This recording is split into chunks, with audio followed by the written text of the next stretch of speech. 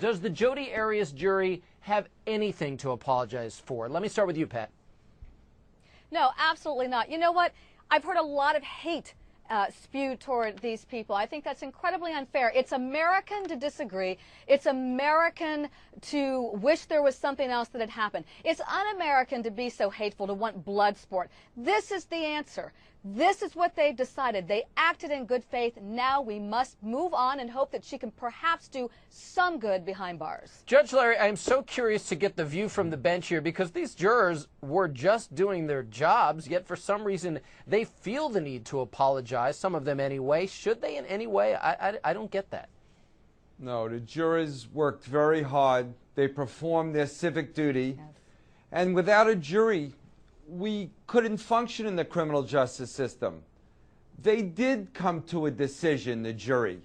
They came to the decision that she should not be put to death. And the Supreme Court of the United States is going to agree with me. This time where we're going to have another penalty phase, the Supreme Court of the United States is going to say it's unconstitutional.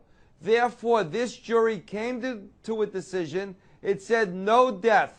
She's going to get life. And the judge is going to decide whether it's life with parole or without parole. And I predict it's going to be life without parole.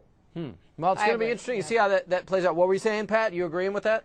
I agree with the judge. Yes, I do. Yeah, and I agree with you that people spewing hate about this, I have no idea what's wrong with those people. It is absolutely wrong. Absolutely. All right. Hey, AJ, those people were the same people that were in the Roman Colosseum 100 years ago yeah. and were giving a thumbs up or thumbs down. They want blood. They're getting more than blood from Jodi. She's going to spend the rest of her days in the can.